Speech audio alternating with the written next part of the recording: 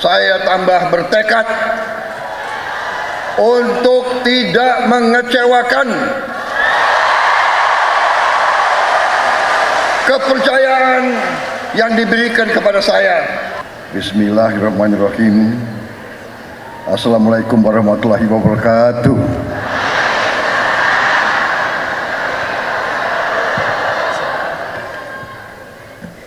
Bapak-bapak, ibu-ibu sekalian, para hadirin yang saya hormati,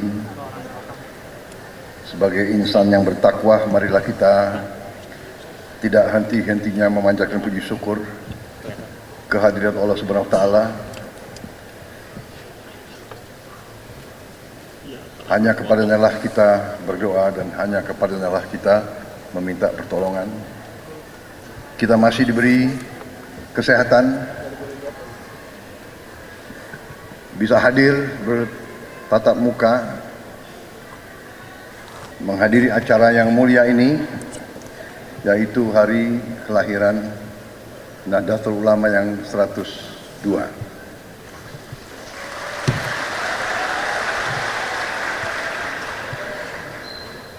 Yang saya hormati Wakil Presiden Republik Indonesia, Saudara Gibran Rakabuming Raka,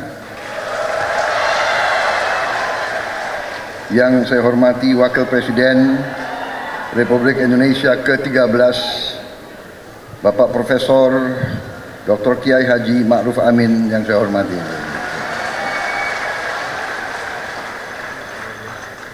Ketua Majelis Permusyawaratan Rakyat Republik Indonesia, Saudara Ahmad Muzani,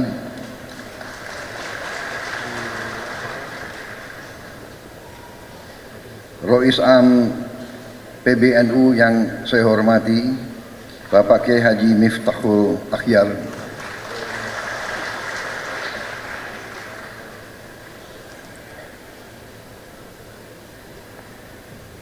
ada sedikit cerita hubungan batin saya, hubungan emosional, karena beliau adalah orang yang terakhir saya jumpai sebelum pemilihan presiden bulan Februari yang lalu. Beliau saya datang dan beliau saya minta doa, alhamdulillah besoknya lancar.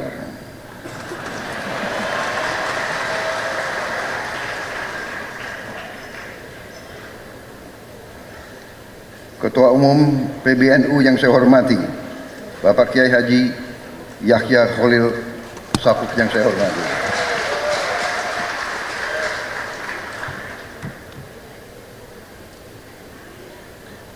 Wakil Rois Am PBNU sekaligus Ketua Majelis Ulama Indonesia, Bapak Kiai Haji Anwar Iskandar yang saya hormati dan saya muliakan.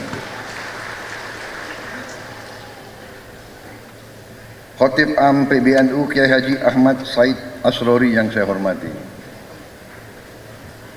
Sekjen PBNU sekaligus Menteri Sosial Kabinet Merah Putih, Saudara Saifullah Yusuf, lebih dikenal Gus Ipul. Menteri Agama Republik Indonesia, Bapak Profesor Dr. Kiai Haji Nasaruddin Umar.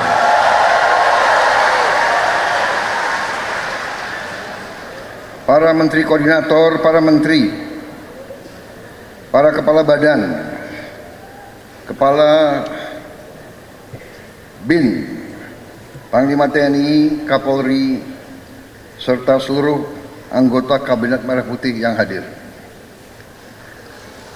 Para duta besar negara sahabat yang hadir,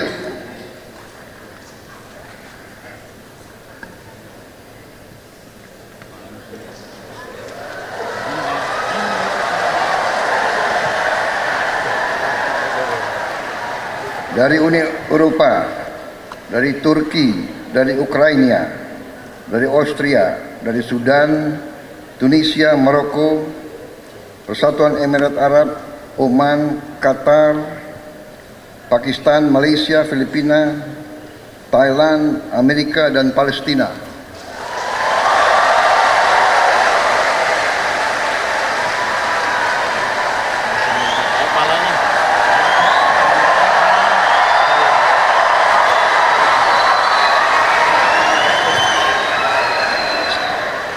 Kalau ada negara yang tidak saya sebut, berarti salah staf saya.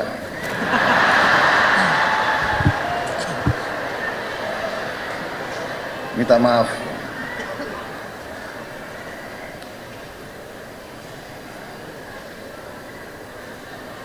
Ketua Muslimat Nahdlatul Ulama Ibu Khofifah Indar Parawansa.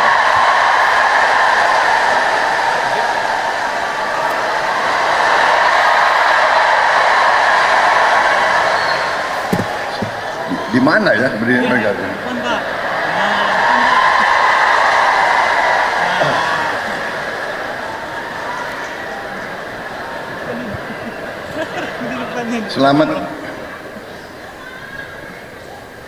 Selamat hadir, selamat terpilih sebagai Gubernur Jawa Timur.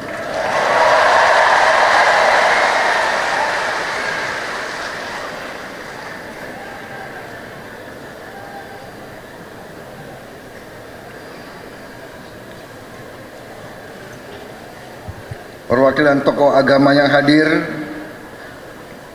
dari Muhammadiyah, Fatayat, Muslimat,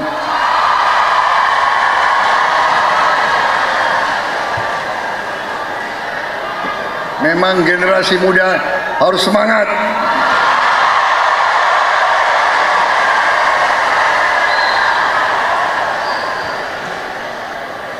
Perwakilan dari PGI, dari KWI, Hindu Dharma, Walubi, serta tokoh-tokoh lain yang tidak dapat saya sebutkan satu persatu. Hadir dari Ikatan Putra Putri NU, Gerakan Pemuda Ansor,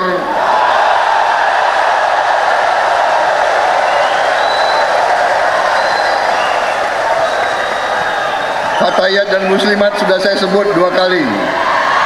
Ini ketiga kali.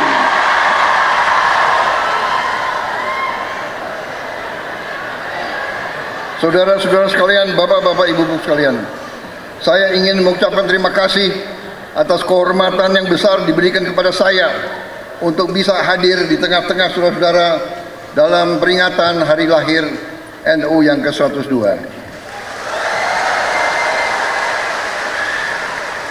Begitu saya masuk aula ini, saya merasa suatu aura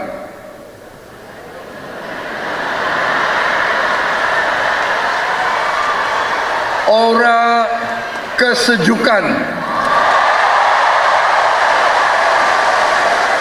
aura kekeluargaan, aura niat baik,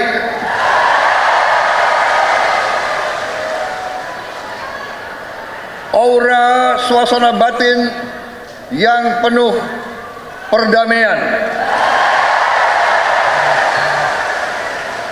Saya merasa nyaman di tengah-tengah saudara-saudara sekalian.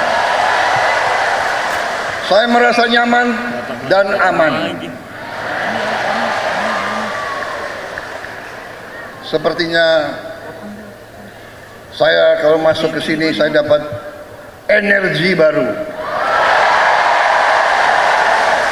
Saya dapat kekuatan baru. Sepertinya setelah hadir di sini saya tambah berani.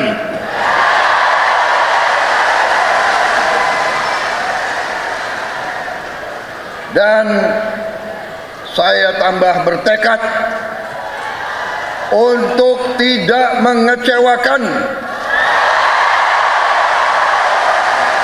kepercayaan yang diberikan kepada saya.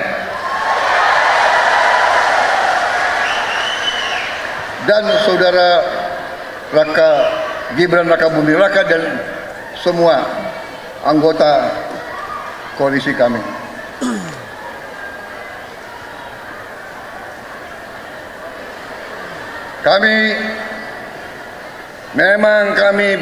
Memang saya pun punya ketakutan. Saya takut mengecewakan rakyat saya.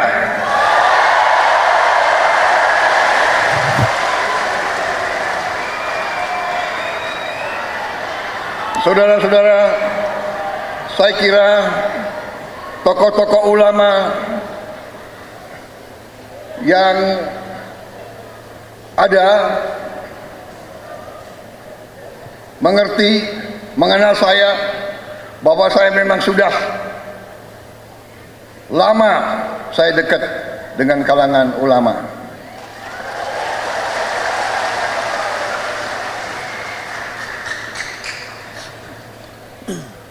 Dan saya sering cerita kenapa saya dekat sekali sama ulama, karena saya ini mantan prajurit, mantan tentara. Tentara selalu dekat sama ulama. Kenapa?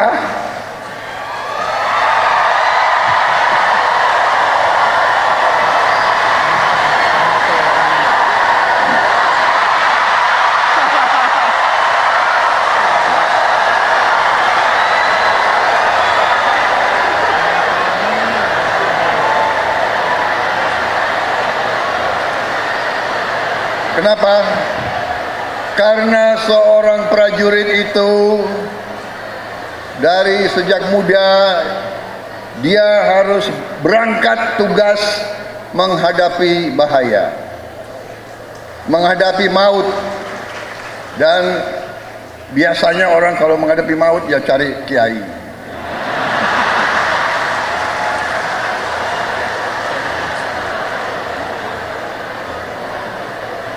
Jadi saya cari kiai ya dari Buddha, ya. Jadi terima kasih atas nama pribadi dan atas nama pemerintah Republik Indonesia. Sekali lagi selamat kepada NU. NU punya jasa besar terhadap lahirnya bangsa Indonesia. Perjuangan kemerdekaan berpusat di pesantren-pesantren.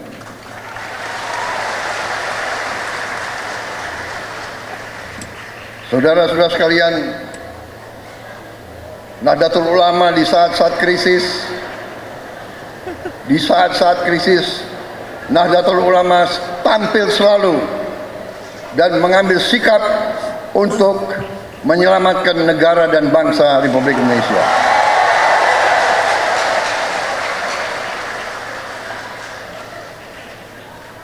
Proklamasi kemerdekaan Republik Indonesia diproklamasikan di Jakarta. Tetapi kemerdekaan Indonesia diuji di Surabaya, diuji di Jawa Timur, dan dalam pertempuran 10 November disitulah munculnya para ulama sebagai pejuang, perintis, dan pemimpin dalam membela kemerdekaan Republik Indonesia. Proklamasi lahir di Jakarta. Ujian terhadap proklamasi tersebut diuji di banyak tempat, yang paling besar antaranya di Surabaya. Karena itu saya kira pantas bahwa tekad dari pemimpin-pemimpin saudara-saudara untuk menjaga warisan ini, dan saya sampaikan penghormatan saya bahwa para pimpinan NU dari masa ke masa konsekuen terus dalam menjaga bahwa Nahdlatul Ulama merupakan organisasi besar, rumah besar, para ulama, para pemuka Islam yang memperjuangkan Islam yang damai, Islam yang sejuk, Islam yang rahmatan lil alamin.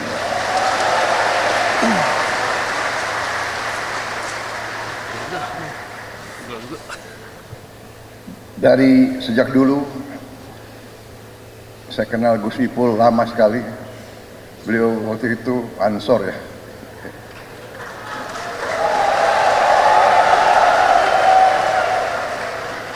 Dan dari dulu saya merasakan tekad NU, keberpihakan NU, komitmen NU untuk mempertahankan NKRI, untuk menjadi barisan terdepan pembela tanah air. Karena itu saya kira sangat pantas bahwa NU bisa dikatakan kelompok religius yang nasionalis.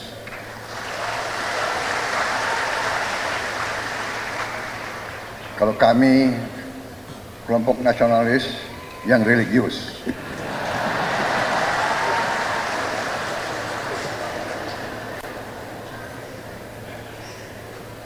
Ini sebetulnya sudah disiapkan sambutan yang cukup panjang.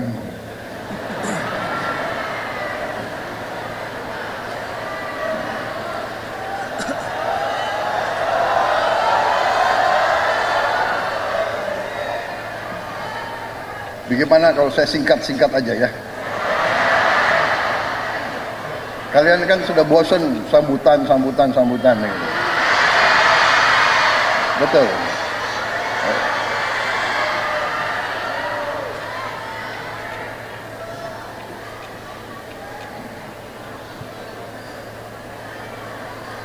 Hari ini saya hadir di tengah suasana hijau.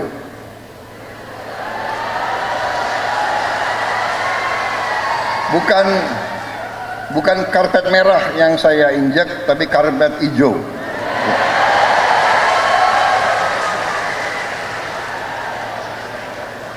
Lampunya pun hijau.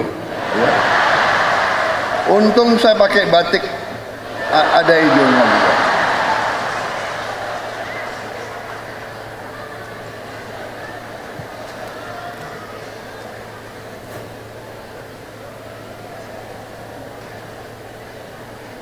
Saudara-saudara, kalau kita lihat dalam sejarah kita, ini saya diberi catatan bahwa pahlawan nasional kita 13 orang dari Nahdlatul Ulama.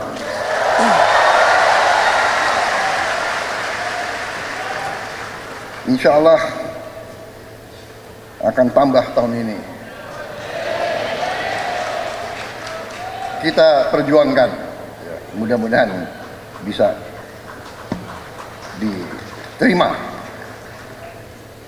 Saya tidak tahu siapa Menteri Sosial, siapa yang menentukan pahlawan nasional.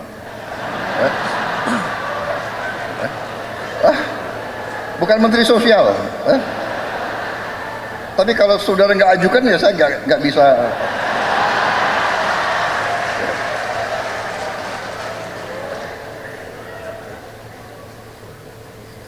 Di kabinet saya pun, kabinet Merah Putih, ternyata banyak sekali orang NU di dalamnya.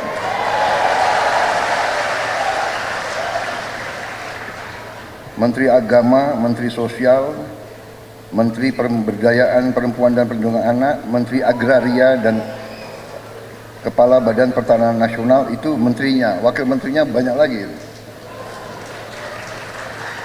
Tapi itu bukan karena NU. Karena orang-orang mereka itu memang hebat-hebat. Jadi yang diajukan hebat ya tidak bisa ditolak, ya kan? Saudara-saudara,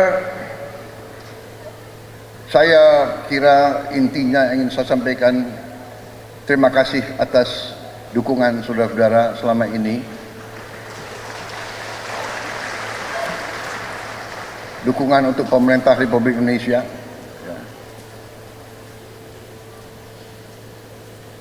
Terima kasih komitmen saudara-saudara.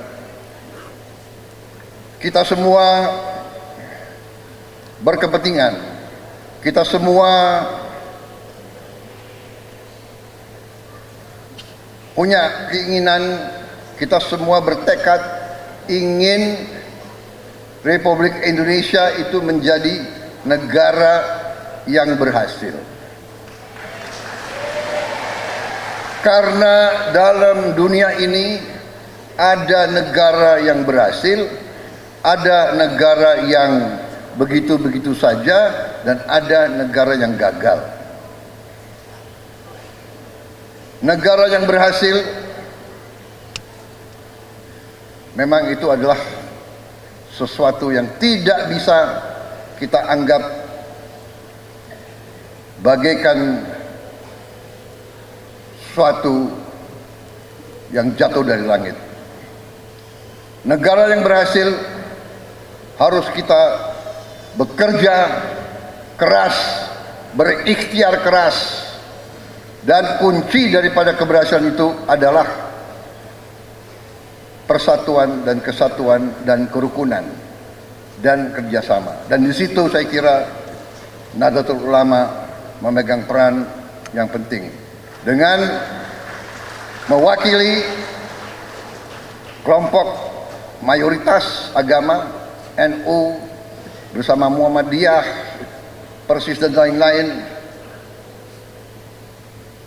mewakili kelompok mayoritas tapi dengan moderasi, dengan moderat, dengan kesejukan, dengan saling menghormati dan saling menghargai dan saling melindungi semua umat lain. Tadi ada foto dikeluarkan oleh staf saya, pinter juga dia, foto saya dengan Gus Dur. Salah satu kepemimpinan Gus Dur yang patut kita teladani adalah komitmen beliau untuk mewakili Islam dalam moderasi, dalam kesejukan, dalam perdamaian.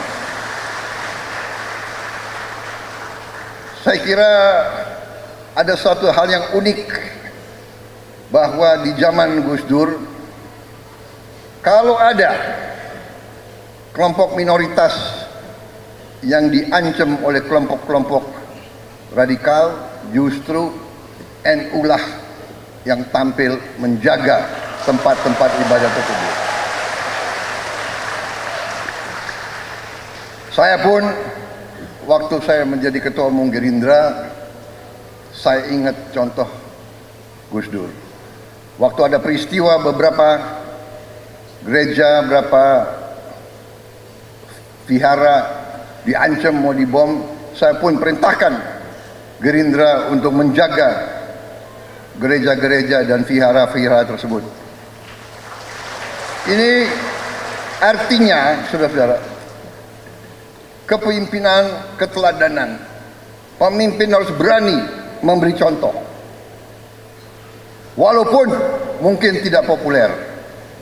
Pada saat itu Gus Dur mungkin kurang populer dengan banyak orang karena beliau berani. Sekarang pun saudara-saudara, kita harus berani. Kita harus berani. Saya ajak semua rekan-rekan saya dalam pemerintahan, dalam kabinet Merah Putih, saya mengajak mereka, kita harus berani mengoreksi diri, berani membangun suatu pemerintahan ke depan yang bersih, pemerintah yang bebas dari penyelewengan dan dari korupsi.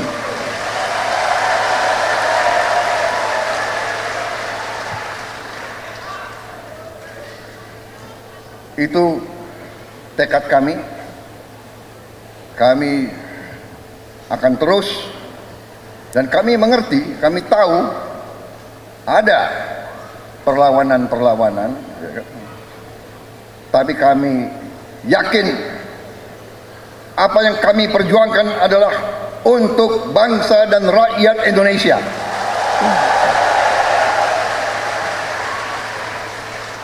Kami tidak akan ragu-ragu bertindak. 100 hari pertama, ya, saya sudah beri istilahnya peringatan berkali-kali. Sekarang, siapa yang bandel,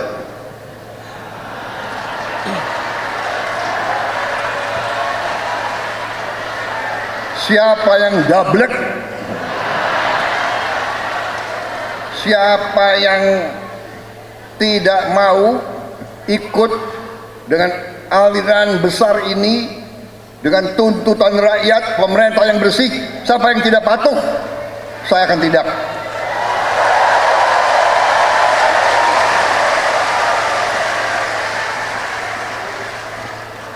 Dan saudara-saudara, jangan kira kami ini bodoh.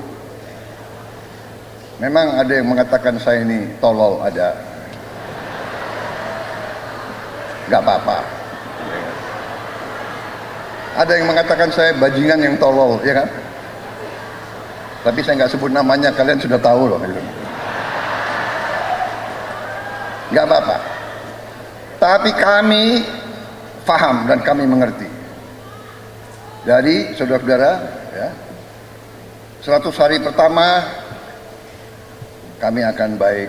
Dalam arti, saya berharap ada kesadaran. Saya pernah menyampaikan, seluruh aparat, seluruh institusi, bersihkan dirimu.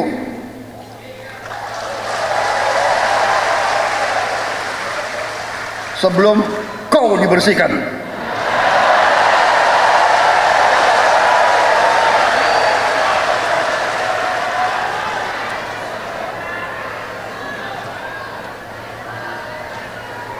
Dan saya ingatkan semua aparat, kesetiaanmu adalah kepada bangsa, negara, dan rakyat Indonesia. Kalau kau tidak setia kepada rakyat Indonesia, kalau kau menghalangi kebijakan-kebijakan yang untuk membantu rakyat Indonesia, saya akan tindak, saudara-saudara sekalian.